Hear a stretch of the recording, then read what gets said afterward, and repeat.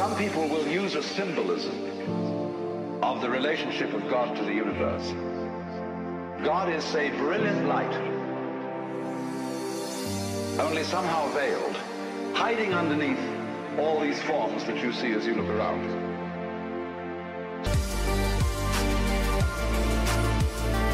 Filipe Amaral, é um prazer mais uma vez estar contigo. Olá, aqui nesta exposição bonita.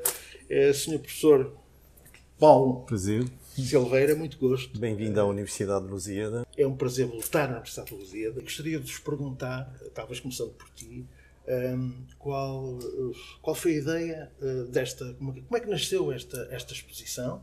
E já agora uma palavrinha em relação ao título, que não é um título que é normal. Não é normal nós vemos, digamos, a programação, aulas e livros, tudo junto. Exato.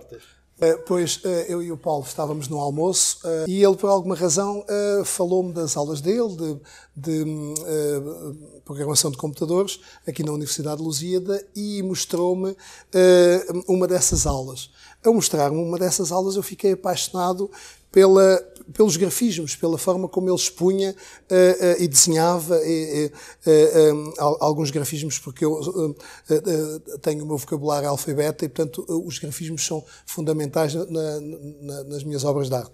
E, portanto, disse-lhe, Paulo, realmente este trabalho dava uma belíssima obra de arte, ou seja, pintar por cima disto, deixar alguns dos desenhos e símbolos de fora, ou seja, não os tapar, e depois a minha pintura por cima disto, penso que dava uma obra de arte fantástica. E, portanto, a ideia começou aí. Então o Paulo, passado algum tempo, disse: Filipe, então e se nós, no lugar de fazermos, de fazeres apenas uma obra de arte, se eu te fornecesse algumas aulas minhas e se fizesse uma exposição lá na galeria da Universidade de Lusíada?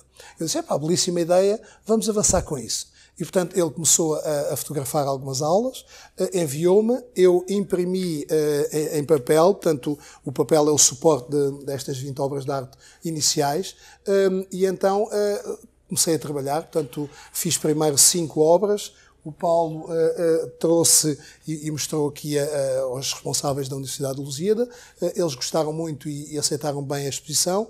E então ela partiu de 20 obras de arte, ou seja, 17 aulas e 3 livros. E depois, mais tarde, verificámos que 20 obras aqui, com a dimensão desta galeria, eram efetivamente pouco. E então passámos de 20 para 47 obras que estão aqui atualmente, e 2 delas estão aqui, são as maiores, portanto são obras quase com 1,5 metro por 1,5 metro, portanto são obras de grande dimensão. Em relação ao título, eu deixava para o professor Paulo Enes da Silveira. Sr. Professor, só agora no encadeamento do que o Filipe disse, o Sr. Professor sente que algum trabalho artístico também é seu aqui nesta exposição? Pelo menos foi o mote para a criação do trabalho artístico. Mas é verdade, porque eu também fui influenciado por professores meus que existem desde o início da programação, dos anos 50 do século passado. E daí por isso que a maneira como eu dava as aulas, que introduzia grafismos para auxiliar a explicação, de alguma forma também estava enquadrado numa história que próprios livros fundamentais da programação contaram. E então o primeiro livro que acabámos por arranjar uma composição de capas desse livro, e servir também para um dos quadros, chama-se The Art of Programming, de Donald Knuth, que foi um dos grandes cientistas da programação, que fez 4 volumes enormes, sobretudo quanto à programação na altura, em termos de algoritmos. E chamou-lhe The Art of Computer Programming, porque, na realidade, na altura, não havia ainda um método para construir programas estabelecido, e como tal era preciso ser um pouco artista, inventar coisas, criar coisas novas. Foi assim que apareceram os vários programas de programação de início. Era por necessidade de resolver um problema, criava-se uma forma de lá chegar. E então um dos outros grandes homens da ciência da programação chamado Edgar Dijkstra, ele escreveu um livro chamado A Discipline of Programming. Então passou de arte a uma disciplina de programação. E, curiosamente, anos mais tarde, aparece David Griess com um novo livro chamado The Science of Programming. Ou seja, já tinha havido evolução suficiente, teorização, etc. E então já se podia descrever uma ciência da programação. E tudo isto também acaba por aparecer, de alguma forma, distribuída nas aulas que se foram fazendo. E como inicialmente as aulas não eram dadas em quadros digitais, e ainda hoje muitas vezes se escreve noutro tipo de quadros, então a única forma de preservar as aulas, porque se ia apagar, era fotografar. E foi essas fotografias que serviram de mote para a nossa colaboração. Exato. Eu quero parecer que em todo, pronto, na minha ligação às artes, nunca vi nenhuma exposição, será a primeira cá em Portugal, Eu acho que sim. com uma simbiose, assim podemos chamar, entre a simbologia computacional e os símbolos que tu usas há muitos anos, Exato. que eu conheço da Exatamente, tua obra, exato. não é verdade? É verdade. Portanto, será a primeira exposição. Eu penso que sim, penso que é inédita. E eu vejo que não está muito longe de toda a obra que eu conheço. Tu não foges muito, digamos, ao teu estilo que já tinhas, introduzindo essa simbologia Exatamente, nova. sem dúvida. A Fundação Minerva também, e aqui a Universidade, também teve um papel importante a apoiar-vos nisso. Sim, o professor João Redondo, nomeadamente, recebeu-nos muito bem a primeira vez que eu vim aqui. Mas sobre a Fundação, Não vou eu entrar gostava por aí. de dizer uma palavra.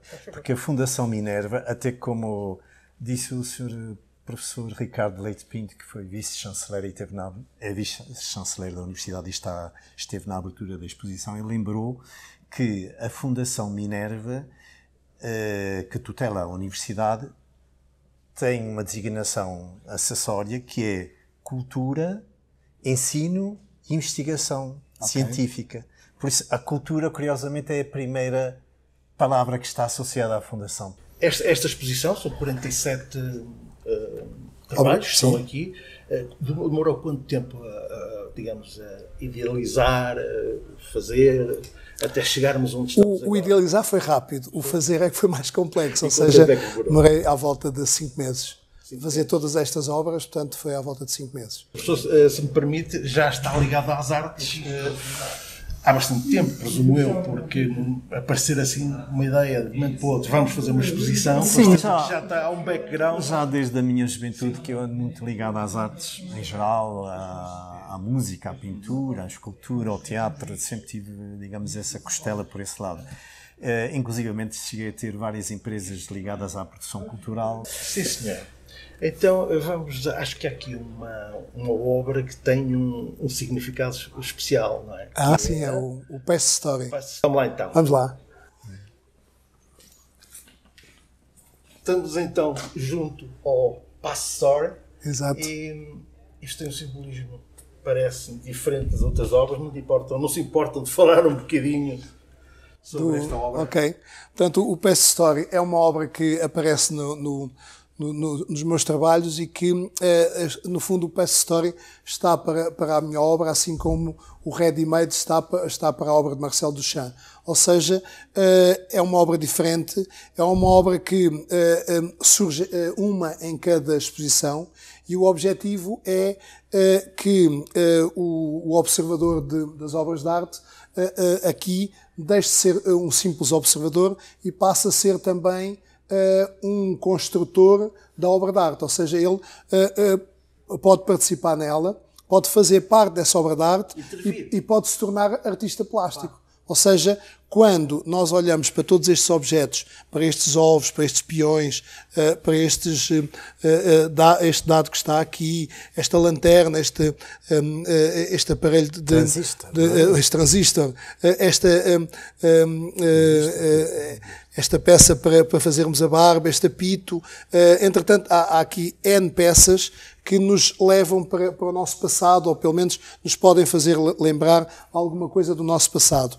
Quando isso acontece, a pessoa pode efetivamente pegar num fio da meada do seu passado e escrever uma história. Portanto, essa história vai estar ligada para sempre ao Past Story e, portanto, vai ser colocada nesta caixinha e na próxima exposição que existir, na próxima exposição que nós fizermos, pois todas estas cartas que estão aqui vão estar ou penduradas desta forma ou coladas, porque há locais em que nós não podemos colar, então temos de pendurar, mas também podemos noutros sítios colar, e, entretanto, as pessoas, quando observam a obra de arte, também vão ler as histórias e, portanto, ela é um todo que daqui a 10 ou 15 anos pode, no lugar de ter apenas 15, como temos agora aqui, 15 histórias, pode passar a ter centenas ou até milhares de histórias e pode ocupar uma parede ou duas inteira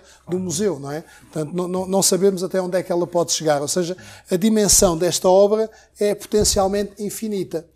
E, portanto, a quantidade de pessoas que podem intervir nela também é incalculável, não é? Portanto, depende da quantidade de vezes que ela estiver exposta e da quantidade de pessoas que participarem nela, não é? Portanto, é esse também o objetivo. Também há aqui uma forma criativa aqui do nosso artista plástico, Filipe Amaral, pôs neste Espaço Story, é como isto estava integrado numa exposição sobre arte programar e computadores, então ele acrescentou aqui computador artesanal movido a energia eólica e por isso podes fazer uma experiência de o pôr a mover energia eólica, é virá-lo um pouco para aqui e quer dizer que isto tudo acaba por ser um computador artesanal das memórias das nossas vidas, não é?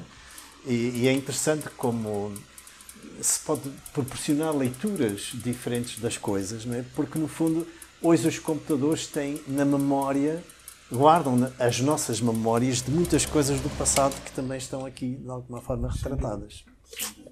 Em relação ao feedback que vocês têm desta exposição? O feedback foi muito bom, especialmente na inauguração. Teve com muita gente, portanto, compareceram muitas pessoas e gostaram muito.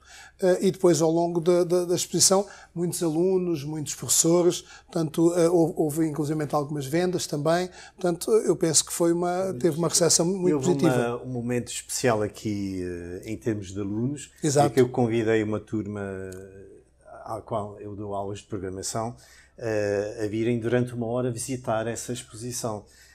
Eles assistiram a uma explicação sobre como nasceu a exposição e depois também se aproveitou o facto de ser uma aula, lançar-lhes um desafio. E o desafio foi que eles entrassem pelas essas 20 obras que estão aqui, as que falam das aulas de programação, e descobrissem linguagens de programação ou paradigmas de programação que tivessem lá plasmados. E foi muito interessante porque eles passaram aí uma data de tempo à procura e depois deram as respostas e em geral estavam quase todas certas, porque eles acabaram por chegar lá ao âmago das coisas que estão aqui e mais ou menos visíveis. E mas depois eu reparei foi que oferecido... chegou aqui também viu logo uma ou duas coisas. Apontou. E depois no final oferecemos um prémio, ou seja, uma pequena obra de arte, ao aluno que respondeu melhor. Portanto, que neste caso foi uma aluna. Gostaria de vos agradecer terem mostrado esta exposição. No fundo, foi viajar um bocadinho sobre esta linguagem computacional. Desejar-te os melhores sucessos a ti, Filipe.